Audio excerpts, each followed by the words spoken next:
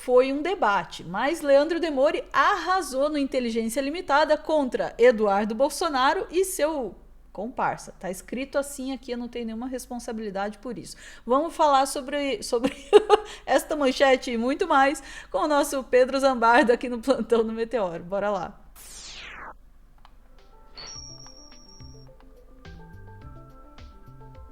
Eu defendo minha opinião, é comparsa sim. O que é o neto do Figueiredo, gente? Não, é porque fica o Vilela falando que ele é jornalista. Ele não é jornalista, gente. É verdade. Ele não é jornalista, gente.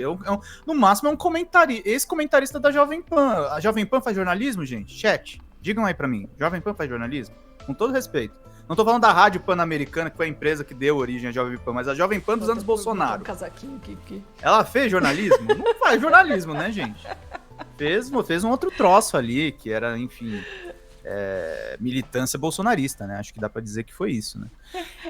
Eu queria fazer esse corte aqui, porque, assim, o Leandro tá recebendo críticas até do pessoal da própria esquerda, e eu quero falar isso com muita propriedade, porque a Ana tava aqui no corte, e eu critiquei o ICL aqui, então eu não tenho nenhuma necessidade de agradar ninguém. Mas, assim, ele teve que ter um adicional de insalubridade ontem, porque, cara, é muito difícil, assim, aguentar o Paulo Figueiredo e o Eduardo Bolsonaro parecendo um bonecão do posto, sendo que ele é o cara que está cometendo crimes internacionais, tendo o microfone aberto pelo Vilela, gente. E aí eu volto numa coisa, já tem 300 cortes aí me criticando, tem gente fazendo post em rede social. Sim, eu vou dizer pra galera como nada que segue aqui o Meteoro. Podcast, nesses moldes do Inteligência Limitada, em parte também do Flow Podcast, é nascedouro da extrema-direita. Você não pode entrevistar o Paulo Figueiredo e o Eduardo Bolsonaro sem confrontá-los, eles mentem o tempo inteiro. O Paulo Figueiredo falou que era a favor do Lula livre, Ana. Elogiou o Intercept pra dar um nó e pedir a liberdade do Bolsonaro. Uhum. É sobre isso que eu tô falando. Não tô falando dos caras comunistas que vão lá ter audiência. Não é isso. Só que esse é o espaço da extrema-direita. Os caras vão lá, entrevistam um comunista e entrevistam um cara nos Estados Unidos que tá extraditado pra ele falar um monte de coisas lá. Então, assim, tem um monte de gente falando que eu sou arrogante, que eu sou invejoso. Não sou invejoso, gente. Eu só estou fazendo o meu trabalho. Calma, Pedro. Vamos pra notícia. Vamos ouvir então, o que foi que aconteceu lá? Tem esse corte aqui, a gente vai fazer tipo um react. Vamos lá. Vilela, posso só trazer uma informação importante? Aproveitar que o Paulo e o Eduardo citaram a The Economist, que é uma revista editada no Reino Unido, né, como um referencial, aproveitar esse referencial. A The Economist tem o maior índice do mundo que mede se um país é ou não uma democracia, né? Isso, claro, é um índice que você pode avaliar ele, se ele funciona ou não, mas é o índice usado, inclusive, pelos Estados Unidos para avaliar se um país é uma democracia. Queria emendar uma pergunta para o Eduardo, mas antes é só importante a gente deixar claro que o Brasil, segundo a The Economist, tem uma nota 7 no índice democrático. 7 de 10 é considerado uma democracia imperfeita, o Brasil, né? Então não é uma questão de opinião dizer que o Brasil é uma ditadura, passa longe disso para a The Economist, que acabou de ser referenciada pelos nossos dois entrevistados. Sabe qual é a nota dos Estados Unidos? Você quer que eu leia aqui o que a The Economist falou? Não, Paulo, deixa eu terminar, depois você pode falar, porque senão fica o raciocínio. Foi isso o tempo inteiro. O podcast tá com 1 milhão de visualizações. Paulo Figueiredo, que é neto do João Batista Figueiredo, ditador do Brasil, ficou dando aula de jornalismo. Pro Demore. Demore! Ele não pode dar aula pra ninguém. Pro Leandro, muito menos. Então, não dá. Sim, incompleto. E bônus track a cara do Eduardo Bolsonaro no meio. Muito satisfeito, lógico. Porque é pra isso que serve o debate. É isso, né, gente? Romper bolhas no podcast. Olhem a bolha que vocês estão rompendo. Cuidado, gente. Cuidado. Vai ficar mais fácil para as pessoas entenderem. Acho que a gente tem que também fazer um ponto educacional para as pessoas serem educadas também aqui, né? Então, o Brasil nota 7, considerado uma democracia... Quem vai fazer ponto educacional? Você pode fazer depois o seu, se quiser, Paulo. Posso terminar o raciocínio? Você vai fazer ponto educacional comigo? Posso terminar o raciocínio? Vamos lá. Beleza, eu vou voltar. Se você quiser fazer ponto educacional, vou voltar, você vai então. fazer lá com as tuas negas. Olha isso. Não, peraí. Vamos lá. Termina o raciocínio. Só pra deixar claro aqui. Como nós... Tuas negas, que também é uma palavra, né, meio preconceituosa, né? O jurídico me pede pra eu ter cautela, né? Mas é isso, né? lembrarem quem sou eu. Reflete muito quem foi o avô dele, Não, né? Paulo, depois eu posso Não vai lembrar fazer quem. ponto Vamos lá. educacional comigo, não. Depois Você eu pode posso ler lembrar- Economist, eu vou Eu rebater tenho o uma, dado que você eu tenho colocou uma no pergunta momento que para você quiser. eu tenho uma pergunta Mas para ponto lembrar depois das educacional você vai fazer pessoas. comigo, não, queridão. Então você pode fechar o seu Meu pai e minha áudio. mãe já fizeram bem. Você pode Vamos lá. fechar o seu áudio Vamos lá, enquanto eu Demônio. faço. Eu tô fazendo Demônio. com a audiência, É. não com o Paulo, né? Isso. Audiência. Isso, audiência. Vamos lá, fazer um ponto educacional. The Economist tem um índice de democracia. Brasil, nota 7, considerada uma democracia imperfeita. Sabe qual é a nota dos Estados Unidos? 7,84. Sabe o que é considerado os Estados Unidos pela The Economist? Democracia imperfeita, assim como o Brasil. O país que apoiou essas medidas, né, e essas comemorações que o Paulo e o Eduardo estão fazendo, segundo o próprio Eduardo declarou para a gente agora, é a Hungria, né? Sabe qual é a nota da Hungria, segundo o índice da The Economist? 3,9. É um regime híbrido caindo para autoritário. Então, o grande país que apoiou essas medidas é um país praticamente autoritário, segundo a The Economist, que acabaram de citar. Agora, eu queria fazer uma pergunta pro Eduardo, deputado, muito, muito sucinta e muito objetiva, tá? Na sua opinião, seu pai é inocente? Sim. Na sua opinião, seu pai é inocente, perfeito. É uma opinião, certo? Não é equação matemática, quer dizer, você tem uma opinião que ele é inocente, a Polícia Federal tem a opinião que ele é culpado, a PGR tem a opinião que ele é culpado. Estamos debatendo uma tese jurídica, correto? Em cima de uma tentativa de golpe de Estado que ele vai poder se defender em relação a isso, certo? Não, é errado, ele não pode se defender. Todas as testemunhas que ele colocou, né, que os seus advogados arrolaram no processo, não foi aberto prazo para que elas fossem ouvidas, porque o Alexandre de Moraes desejava correr com o processo. Outra coisa, o STF reformulou por 2 oportunidades toda a sua jurisprudência para atrair a competência do caso do Bolsonaro para a corte, né? Algo que realmente salta aos olhos. E até o próprio advogado do Bolsonaro, no Villard, tem dito que não tem, nunca encontrou um parâmetro, porque ele está acostumado a lidar com casos dentro de cortes superiores da Suprema Corte, né? Ele não consegue entender como que isso tudo está acontecendo, onde ele pede, por exemplo, uma dilação de prazo. A PGR teve 8 meses para construir toda a sua peça acusatória. Ele teve 15 dias no meio de um carnaval para responder e fazer toda a defesa. Ele pediu uma mera dilação de prazo, algo que é dado a qualquer traficante ou ladrão do Brasil. Isso não foi dado para eles. Então, na verdade, o que está ocorrendo no Brasil não é um devido processo legal. Isso daí é do mundo dos fatos, não é do mundo jurídico. Demorei. Outra coisa, eu estou aguardando ainda o nexo causal, porque dar um golpe de Estado onde você não tem uma força policial, onde você não tem os militares, tem sempre o mesmo discurso. Supostamente, né, que ele está sendo acusado disso, o ditador que tomaria o poder estava na Disneylândia, né, na Disney World, naquele momento, fazendo então... É o argumento A de Disney, né? Meu pai tava na Disney, eu não ia dar golpe, ele tava com o Mickey. Uso de tropas de velhinhas desarmadas. No momento em que o próprio G. Dias acabou de confessar ao advogado Chiquini que tinha 900 homens à sua disposição e eles não foram utilizados para a segurança dos prédios mais vigiados do Brasil. No momento em que você tem o Flávio Dino, então ministro da Justiça, atualmente na Suprema Corte, que vai julgar o Bolsonaro inacreditavelmente, junto com o advogado do Lula, o Zanin, onde você tem o Flávio Dino que não deu as imagens das câmeras de segurança do Ministério da Justiça. Ele fica nesse argumento circular, né? Aí eu vou adiantar um pouquinho só pra gente ver o que acontece depois. Perfeito, porque eu falei que é uma questão de opinião, porque a Polícia Federal, com toda a sua juntada de provas, tem uma opinião absolutamente diferente do Eduardo, né? Com todas as provas juntadas, a PGR analisou, as pessoas esquecem um pouco, Vilela, de como funciona o procedimento. Você tem um indício de crime, a Polícia Federal investiga, o deputado é policial, ele sabe disso. A Polícia Federal termina o seu inquérito, entrega para o Ministério Público, que é o titular da ação penal. O Ministério Público, se achasse que aquilo não valia nada, podia amassar e jogar no lixo. Poderia fazer isso. Ele é o titular da ação penal. Decidiu não fazer isso e, pelo contrário, apresentou uma denúncia para a Justiça absolutamente embasada e discordando, né, dessa visão que o deputado tem. Qual o nexo do Bolsonaro com o 8 de janeiro? Só para terminar, deputado, rapidamente, porque senão eu não quero ficar me alongando aqui, porque é o nosso combinado que faríamos perguntas, porque eles são os grandes personagens dessa história, né?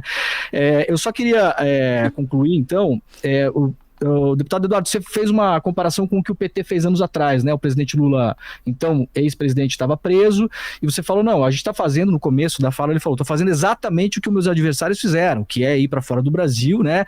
E buscar reverter essa situação. Com a diferença do mérito.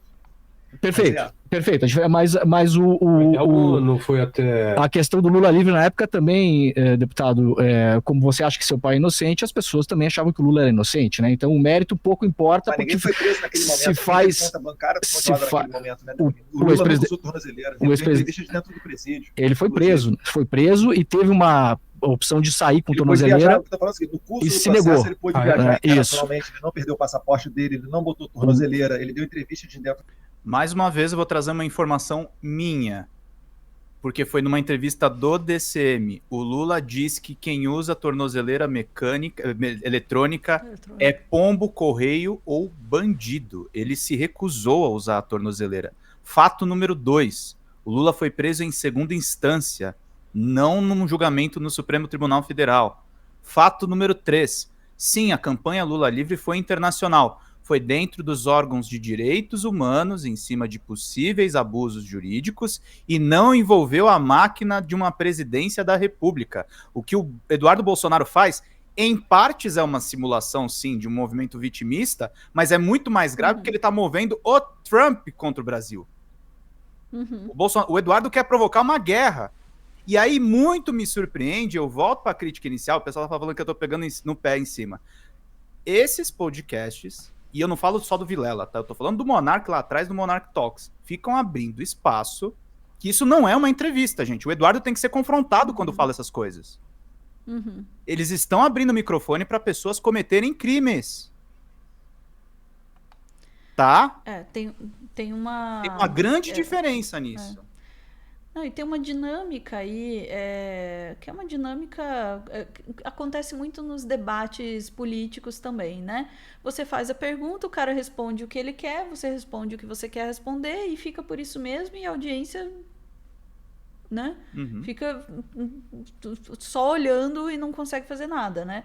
E é o que tá acontecendo aí. O Demore tadinho do Demore, eu tô com dó, assim, porque puta estômago, com dó e ao mesmo tempo parabenizando aí o estômago do Demore de aguentar ser um adulto na sala ali diante dessas pessoas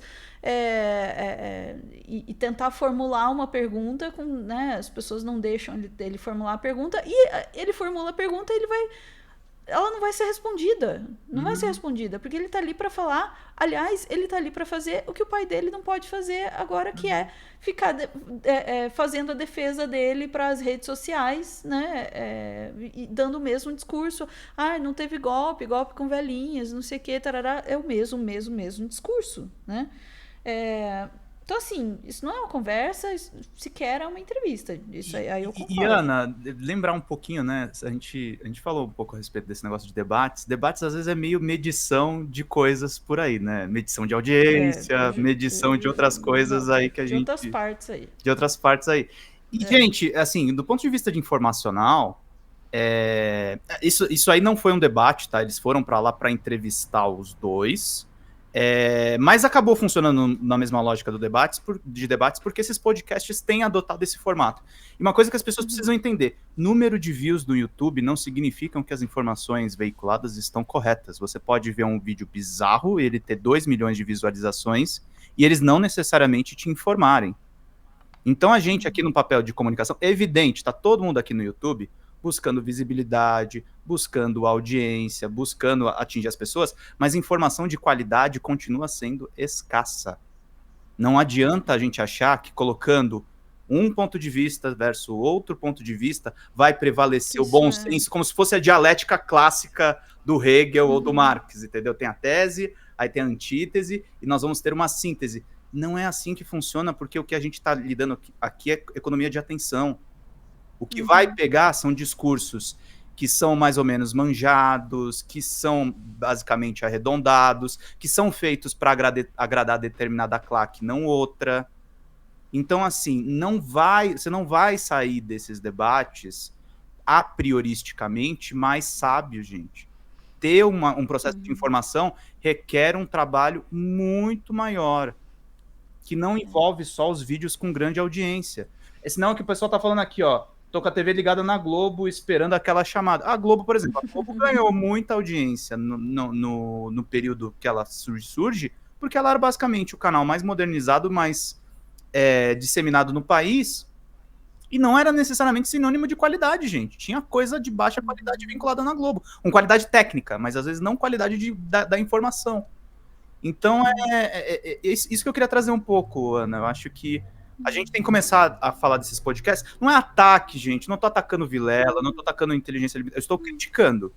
Só que, assim, a gente precisa entender que não é na base do debate de podcast que você vai tornar uma pessoa mais sábia ou furar uma bolha. E não adianta aparecer comentário aqui embaixo dizendo que era bolsonarista e depois virou comunista, que, primeiro, eu não nasci ontem. Mentira. E 2, tem gente que passa informação falsa dos comentários, tá, gente? Só digo isso. Exatamente. Vira um formato que não Dá muita entrega audiência. exatamente aquilo que dá muita audiência. Isso também, assim, né? Faz parte. A gente só não pode se enganar, né? E achar que de fato a gente está construindo um diálogo, porque não está construindo um diálogo, não. Assim, em geral, enfim, pregar para o convertido, né? Quem quer ouvir, ouve. Quem não quer ouvir, não ouve. E continua a mesma coisa. Faz parte da lógica algorítmica da coisa toda, né? Ficamos por aqui, Pedro? Ficamos por aqui, vivos depois do Paulinho Figueiredo, e acabei descobrindo que o Eduardo foi pior, né, gente? Foi pior. De novo, parabenizando aí o estômago do Demore por enfrentar essa... Mas Demore é um jornalista de muita coragem. Eu não teria essa paciência, não, porque eu já ia ter mandado um dos dois ali tomado naquele lugar rapidinho. Assim, não tem Fala, Vilela, obrigado, Vilela. Pega os bombons e vai embora. Aliás, as jujubas são boas, né? Eu não comi as jujubas, mas eu tomei um Campari lá que foi muito bom. Ah, boa. Foi uma citação, pouca gente entendeu. Vamos lá. Chat, voltamos em instantes para mais notícias do dia. Beijos.